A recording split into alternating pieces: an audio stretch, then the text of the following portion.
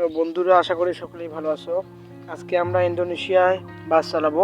আজকে আমরা ইন্দোনেশিয়ার বাস দিয়ে বানিওয়াঙ্গি শহর থেকে গিলিমামুখ শহরে যাব আর এনজয় করবো রাস্তার ভিউটাকে।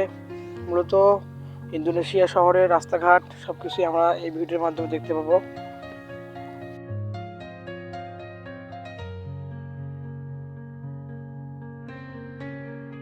সো বানিওয়াঙ্গি এই শহরটি অনেক সুন্দর, চারপাশে শুধু রাস্তাঘাট আর বাড়ি। তো আপনারা দেখেন আর এনজয় করেন। সামনে দেখা যাচ্ছে রাস্তায় বাস চলতেছে, তো সামনে অনেকেই হাঁটাহাঁটি করতে। তো আমরা সামনে এগিয়ে যাচ্ছি।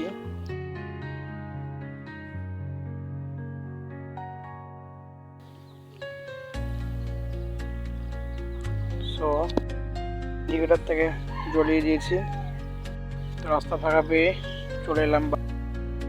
তো এখন এগিয়ে যাচ্ছি সামনের দিকে। সো ইন্দোনেশিয়াও অনেক গাড়ির ভিড়। আমরা এগিয়ে যাচ্ছি, সামনে পুলিশের গাড়ি যাচ্ছি। আমরা এগিয়ে চারপাশে রাস্তাঘাট এবং রাস্তাঘাটের সারি সারি করে গাছ লাগানো আছে। শহরের মধ্যেও অনেক গাছ দেখা যাচ্ছে ইন্দোনেশিয়া শহরে। তো আমরা ডানে ঘুরলাম। তো এদিক দিয়ে আমাদেরকে যেতে হবে সেই ইন্দোনেশিয়ার বানিওয়াঙ্গি শহর থেকে মিনিবাবুক শহরে। তো চলুন আমরা এগিয়ে যাই।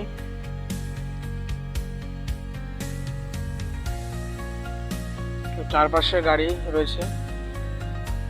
তো সামনে এই মোড়, স্লো করতে হবে। তো আমরা বামে যাব, বাসটাকে বামে ঘুরে নিলাম। যাচ্ছি আবারও সোজা। সামনে দেখা যাচ্ছে অনেক গাছ। আমরা ডানে ঘুরে নিলাম।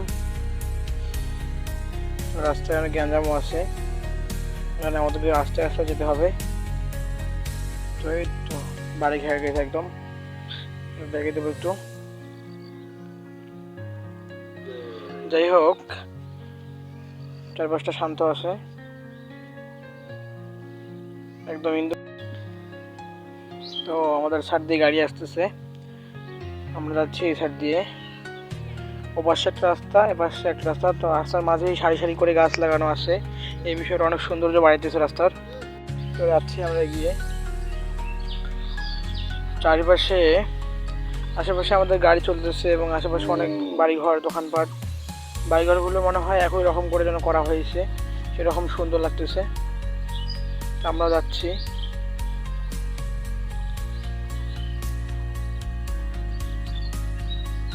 তো আমি এই ইন্দোনেশিয়ার বানিওয়াঙ্গি শহর সম্পর্কে আপনাদের ধারণা দিই। এই শহরটি পূর্ব জাভা দ্বীপের একদম পূর্বে অবস্থিত। এই শহরটিতে রয়েছে অনেক আগ্নেয়গিরি, অনেক পাহাড়, চা বাগানের জন্য এই শহরটি অনেক বিখ্যাত। এই শহরে এগুলো রয়েছে। তো বাস্তবে গেলে হয়তো এগুলো দেখতে পাওয়া যাবে। তো আমরা গেমের মাধ্যমে দেখতেছি। তো আমরা যেখানে যাচ্ছি সেই শহরের নাম হচ্ছে ইন্দোনেশিয়ার গিলিমানুক শহরে। এই গিলিমানুক শহরটি বালি দ্বীপের একদম পশ্চিমে অবস্থিত। তো সেই শহরটি দেখার জন্য আমরা যাচ্ছি। তো গিলিমানুক শহরে যেতে হলে আমাদের একটা ফেরিঘাট অতিক্রম করতে হবে। সেই ফেরিঘাটটা বালি আর জাভার মধ্যে অবস্থিত।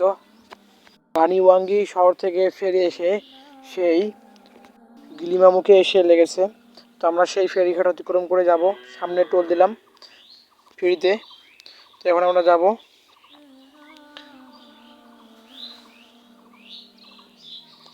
তো আমরা ফেরিঘাট এসে গেছি। সামনে হচ্ছে নদী, সাইডে হচ্ছে লঞ্চের মাধ্যমে আমরা যাব। তো এই ফেরিঘাট 24 ঘন্টা খোলা থাকে, যেখানে মানুষ বানিওয়াঙ্গি শহর থেকে গিলিমানুকে যেতে পারে। তো আমরা চলে আসলাম, সামনে হচ্ছে আমাদের ফেরি। সাথে আমরা উঠবো, উঠার পর আমাদেরকে ওরা এই পার থেকে ওই পারে নিয়ে যাবে। তো যাই, আমরা এই সরু রাস্তার দিয়ে যেতে হবে, যে সেই ফেরিতে উঠতে হবে। তো আমরা এই যে সামনেটাতে উঠবো, এতে আমরা ফেরিতে উঠে যাচ্ছি। তো সামনে বাস আর মাইক্রো ওরা উঠছে, তো আমরাও গিয়ে উঠবো ওখানেই। তো উঠে গেলাম এখন ওরা আমাদেরকে এই পার থেকে ওই পারে নিয়ে যাচ্ছে।